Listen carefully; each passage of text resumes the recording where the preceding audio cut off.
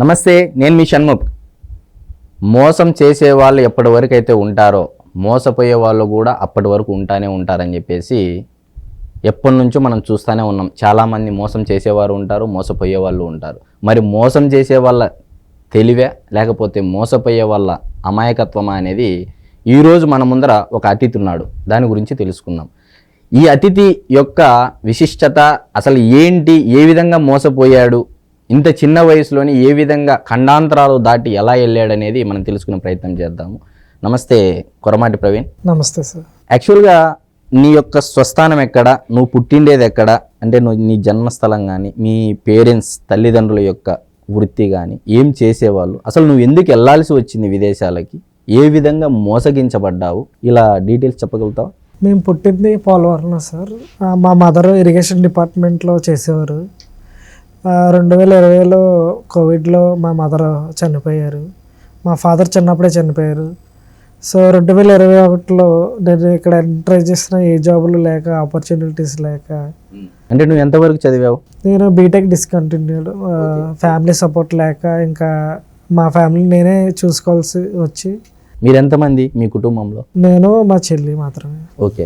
మీ తల్లిదండ్రి ఇద్దరు చనిపోయారు. ఇప్పుడు స్వర్గస్థులైన. స్వర్గస్థులు. ఓకే. మరి మీరు చదివిన తర్వాత మీ యొక్క కుటుంబంలో ఎవరైతే బంధువులు ఉన్నారో వాళ్ళు ఎవరు సహకరించలేదా మీకు? కొంచెం ఎంతవరకు చేయగలరో అంతవరకే. వాళ్ళు మాత్రం ఎంతవరకు చేయగలరు, వాళ్ళకి పిల్లలు ఉన్నారు, వాళ్ళకి ఏదో కొంచెం కొంచెం అంటే చేయగలరు, కానీ సపోర్ట్ చేసే అంత ఎవరు లేరు. అంటే ఇప్పుడు చేసిన వాళ్ళు కూడా ఎంతవరకు సపోర్ట్ చేశారు మీకు? ఏమన్నా కొంచెం ఏమన్నా ఫీజెస్ కానీ ఏమన్నా కొంచెం ఎంతవరకు మేము అడగాలన్నా మాకు కొంచెం ఏదోలా ఉండేది. ఒక రోజు అడగలం, 2 రోజులు. సపోర్ట్ చేసిన వాళ్ళు ఎవరు మీ బంధువులు? అంటే పెద్దమ్మ, చిన్నమ్మ? మా పెద్దబ్బ వాళ్ళు, మా మావయ్య వాళ్ళు సపోర్ట్ చేశారు. ఓకే. వాళ్ళ పేర్లు? రాజలక్ష్మి, మా మావయ్య కిషోర్, ఆయన పాస్టర్ గారు. మరి నువ్వు ఈ విధంగా బీటెక్ డిస్కంటిన్యూ చేసి ఒకవైపు నీ చెల్లి ఉండగా అసలు నువ్వు ఎందుకు జాబ్ రీత్యా, ఉద్యోగ రీత్యా ఎత్తుక్కుంటా ఇక్కడ కాకోకుండా విదేశాలకు వెళ్ళాల్సి వచ్చింది? విదేశాల్లో అయితే ఎక్కువ జీతాలు ఇస్తారని ఎక్కువ డబ్బులు దాచుకొని ఫ్యామిలీ సపోర్ట్ చేసుకుని చెల్లి పెళ్లి చేయాలి, చెల్లిని చదివించాలి, ఫ్యూచర్ బాగుంటుందని ఒక కళతో సర్బియా అనే దేశం వెళ్ళాను.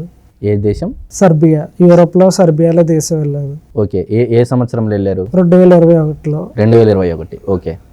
అక్కడికి వెళ్ళి ఒక 6 months బుక్స్ మ్యానుఫ్యాక్చరింగ్లో జాబ్ చేశాను. ఓకే. బుక్స్ మ్యానుఫ్యాక్చరింగ్ కంపెనీలో చేశారు.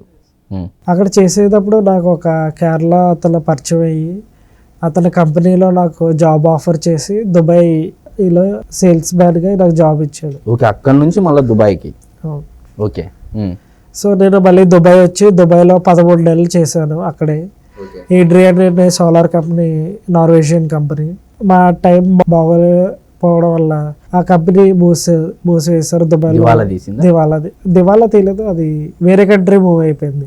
ఓకే. అక్కడ ఆపరేషన్స్ క్లోజ్ చేసి ఇంకో దేశంలో ఓపెన్ చేశారు. ఇంకో దేశంలో ఓపెన్ చేశారు, కానీ అక్కడ ఓపెన్ చేయలేదు. ఇంకా ఓపెన్ చేశాక పిలుస్తారని చెప్పారు. ఓకే. అంటే అసలు ఆ కంపెనీలో నీ బాధ్యతలు, రోల్స్ అండ్ రెస్పాన్సిబిలిటీస్ ఏంటి?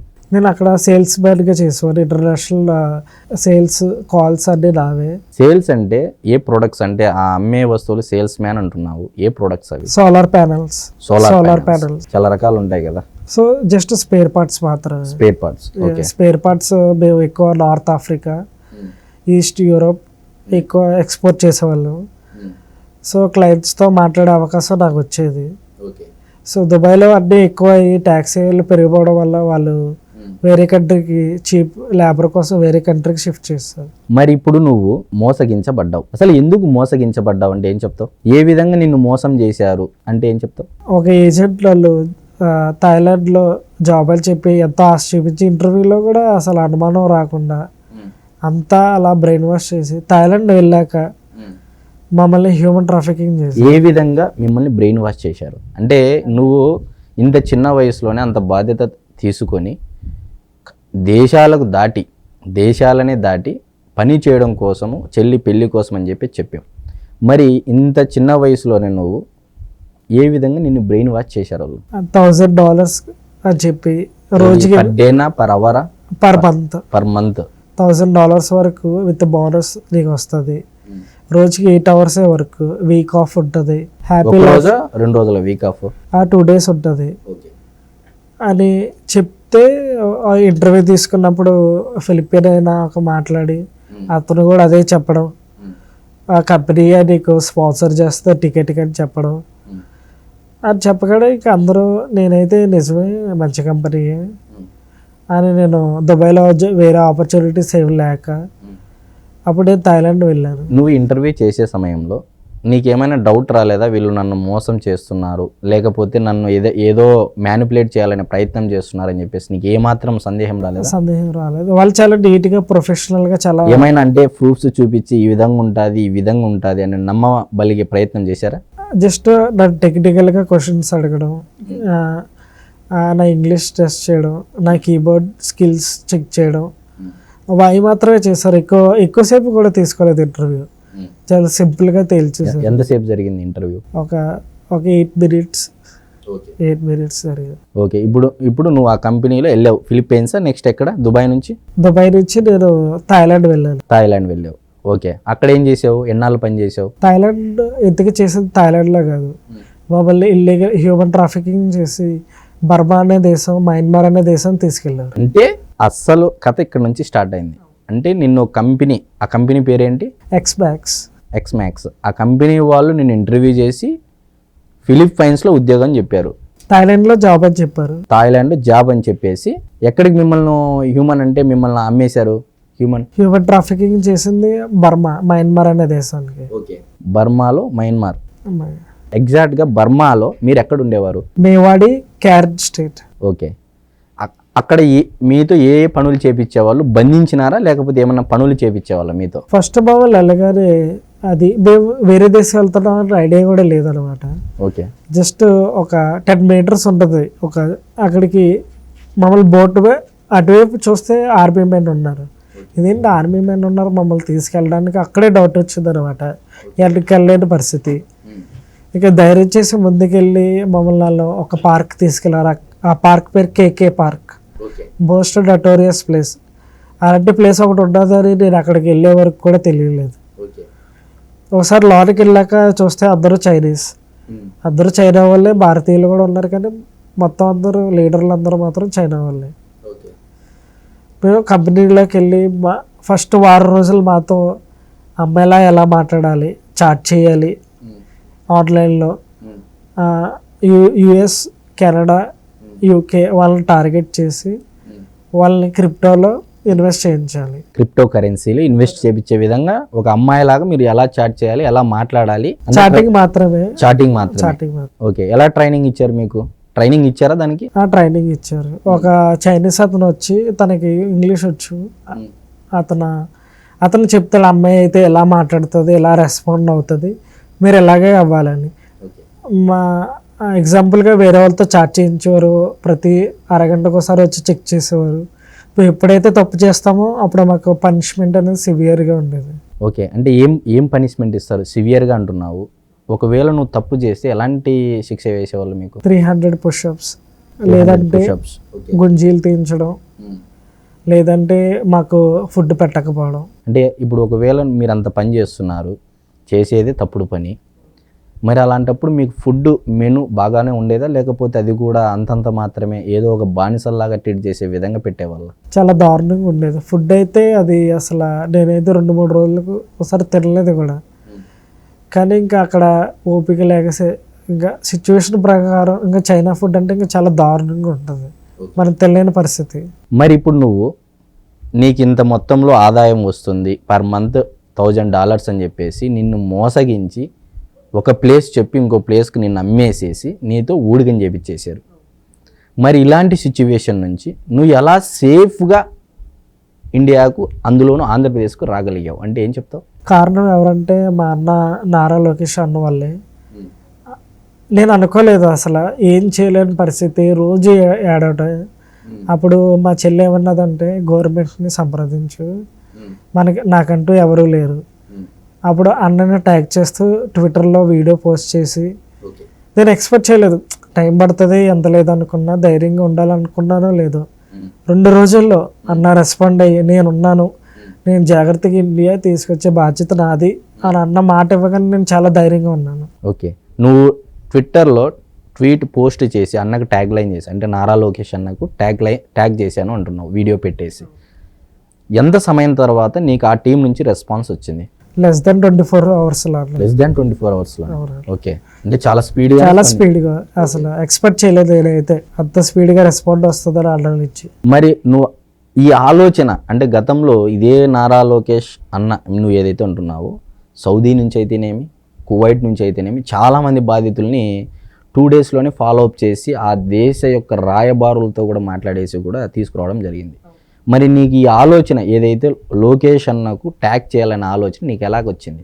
అది మా చెల్లి చెప్పింది. నేను చెల్లికి ఫోన్ చేసి నా పరిస్థితి ఎలా ఉంది చెల్లి అనగానే, మా చెల్లి మన నారా లోకేష్ అన్నని కాంటాక్ట్ అవుతే నువ్వు వెంటనే ఎక్కడున్నా సరే, ప్రపంచంలో ఎక్కడున్నా సరే అన్న నేను తీసుకొచ్చి అన్న చేయగలడు అని చెప్పి మా చెల్లి చెప్పింది అనమాట. కోవిడ్లో వీడియో కూడా పెట్టింది. ఓకే, అది చూడగానే నాకు చాలా ధైర్యం వచ్చింది. ఎంత లేదనుకున్నా కొంచెం టైం పడుతుంది, అన్న చాలా బిజీగా ఉంటారు, అన్న చాలా చూస్తూ ఉంటారు, కానీ 24 hours అసలు రెస్పాండ్ అవుతారని నేనైతే అసలు కళలో కూడా ఊహించలేదు. ఓకే, మరైతే నీ చెల్లికి ఇలా అన్నను కన్సల్ట్ అవ్వాలని, అంటే ఎంతవరకు చదువుకుంది మీ చెల్లెలు? B Tech graduate. అంటే మీ చెల్లి బాగా, అంటే తెలుగువంతురాలు, బాగా టాలెంట్ ఉన్నది. ఓకే, అక్కడే తెలుస్తూ ఉంది.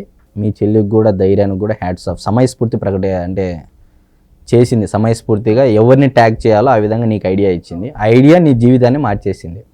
ఓకే ఓకే, మరి ఇక్కడైతే లోకేష్ అన్న టీం నుంచి, అంటే ఇప్పుడు నువ్వు అక్కడ బర్మాలో ఆ ప్లేస్ నుంచి ఏదైతే హ్యూమన్ ట్రాఫికింగ్గా నువ్వు బంధించబడ్డావో అక్కడ నుంచి ఇక్కడ వరకు ఖర్చు ఎలా భరించాయి? ₹1 కూడా పే చేయలేదట. సింగిల్ రూపీ కూడా? ₹1 కూడా. మరి ఎలా?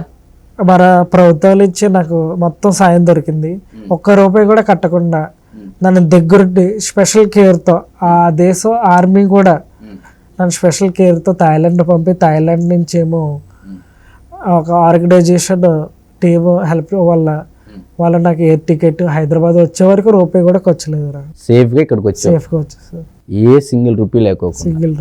మరి ఇంత చేసిన, అంటే ఇంత వేగంగా స్పందించారు, 24 hours నీకు రెస్పాండ్ అయ్యారు. దాని తర్వాత ఎన్ని రోజుల లోపల నువ్వు ఇండియాకి వచ్చావు? వారం రోజుల లోపలే వచ్చేసాను. వారం రోజుల లోపలే. ఓకే, మరి నువ్వు ఇంత చేసినటువంటి గవర్నమెంట్ నుంచి నీకు ఇంత సపోర్ట్ వచ్చింది, జస్ట్ ట్వీట్ చేసినందుకే టీం రెస్పాండ్ అయ్యి ఇంత వేగంగా స్పందించింది, అంతా బాగానే ఉంది. మరి నువ్వు ఎలాంటి కృతజ్ఞతలు తెలియజేసావు? అసలు అన్న లేకపోతే ఈరోజు నేను బతుకుంటానని అసలు అనుకోలేదు. అసలు అన్నకి చాలా థ్యాంక్ యూ. ఎందుకంటే నారా లోకేష్ అన్న వల్లే ఈరోజు నేను మన దేశంలో అడుగు పెట్టానంటే ఇంకా అన్న వల్లే. సిచ్యువేషన్ మన స్టేట్లో బాగోపోయినా అన్న ఇంత ఫాస్ట్గా రెస్పాండ్ అయ్యి అసలు నన్ను ఎంత స్పీడ్గా వస్తారని నేనైతే అసలు ఎక్స్పెక్ట్ చేయలేదు. మరి నువ్వు ఒకవేళ లోకేష్ అన్నను కలిసే అవకాశం వస్తే ఖచ్చితంగా కదా ఏమని చెప్తావు అన్నతో? అన్న ఇంకా ఏం చెప్పాలో మాటలు లేవు. అన్న ఇంకా అసలు నా కుటుంబానికి ఇంత పెద్ద సహాయం చేస్తామని నేను అనుకోలేదన్న. అసలు ఆయనకి కృతజ్ఞతలు చెప్పుకోవడం అవకాశం వస్తే చాలా మాటలు లేవు. జస్ట్ ఇంకా అన్నని చూస్తేనే అర్థమైపోతుంది. మరి నిజంగా నువ్వు ఇంత సేఫ్గా నిన్ను ఫాలో అప్ చేసి బర్మా నుంచి అప్ టు హైదరాబాద్ వరకు సింగిల్ రూపీ ఖర్చు లేకోకుండా చేసినందుకు మా ఛానల్ తరపున కూడా మీ యొక్క చెల్లి చేసినటువంటి సమయస్ఫూర్తికి, నీ ధైర్యానికి లోకేష్ అన్న టీంకి కూడా చాలా అభినందనలు తెలుపుకుంటూ, మరి నువ్వు భవిష్యత్తులో కూడా నీలాంటి బాధితులకి చెప్పాలి అంటే ఏ విధంగా నువ్వు సలహా ఇస్తావు? నీలాంటి బాధితులు చాలామంది ఉంటారుగా వివిధ దేశాల్లో, మరి వాళ్ళకి ఏమని చెప్తావు? నేనైతే ఎవరిని నమ్మద్దు, ఏజెంట్లని ముందే నమ్మద్దు. ఏజెంట్లు నమ్మారంటే మిమ్మల్ని మోసం చేస్తారు ఖచ్చితంగా. అంటే ఎక్కువ డబ్బు వస్తుంది, ఎక్కువ జీతం వస్తుంది, నెల జీతం అని చెప్పేసి ఆశ చూపించి కన్సల్టెంట్ ఏజెంట్లకి అసలు వెళ్ళొద్దండి, అదంతా మోసము అని అంటావు. అవునండి. వాళ్ళు అసలు వాళ్ళకి ₹1 లాభం కోసం మనల్ని ఎలాంటి పరిస్థితులైనా అమ్మేస్తారనమాట. వాళ్ళంటే వాళ్ళని నమ్మద్దు. మరి చివరిగా ఇంత నువ్వు మెచ్యూర్డ్గా మాట్లాడుతున్నావు, చిన్న వయసులోనే చాలా ఇబ్బందులు పడ్డావు. మరి నీ వయసు ఎంత? 23 సంవత్సరాలు. 23 సంవత్సరాలకే బాధ్యత మోసుకొని దేశాలు దాటి ఒక దేశం బందీలో ఉండి అక్కడ నుంచి వచ్చావు. అవునన్న. మరి నువ్వు నెక్స్ట్ ఏం చేయబోతావు అంటే ఏం చెప్తావు? నెక్స్ట్ నీ ప్లానింగ్స్ అంటే ఏం చెప్తావు? ప్రస్తుతానికి ఇంటికి వెళ్ళి రెస్ట్ తీసుకోవడం అన్న. తర్వాత ఇంకా అదే అన్న ఎలాగో అన్న చాలా జాబ్స్ ఆపర్చునిటీస్ తీసుకొస్తున్నాడు కాబట్టి మన అన్నంత కాలం మన స్టేట్లో హ్యాపీగా ఏదో జాబ్ చేసుకోవచ్చు. 2021లో వెళ్ళావంటే అప్పట్లో నీకు ఉద్యోగ అవకాశాలు లేవంటావు, అంతేనా? ఖచ్చితంగా. అదే ఆపర్చునిటీస్ లేకే. ఇక్కడ నేను క్లారిటీగా ఒక క్వశ్చన్ అడుగుతున్నా, ఎక్కువ జీతం కోసం నువ్వు వెళ్ళావా, లేకపోతే ఇక్కడ ఉద్యోగ అవకాశాలు లేదు అని చెప్పేసి వెళ్ళావా? ఉద్యోగ ఎంత ట్రై చేసినా ఏమీ లేవన్నా. సో ఇంకా మనం ఏదో ఒకటి ధైర్యం చేసి పక్క దేశానికి ఎక్కడో అక్కడికి వెళ్తే మనకంటే ఒక ఉద్యోగం దొరుకుతుంది, ఎంతో కొంత సంపాదించుకోవచ్చు కదా అన్న ధైర్యంతో నేను వెళ్ళాను. ఓకే, మరి మరొక్కసారి నీ ధైర్యానికి, మీ చెల్లి సమయస్ఫూర్తికి, నీకు సపోర్ట్ చేసినటువంటి నీ బంధుగణానికి, అదేవిధంగా నారా లోకేష్ అనే టీంకి కూడా మరొక్కసారి మేము కూడా అభినందనలు తెలుపుకుంటూ నమస్తే. నమస్తే.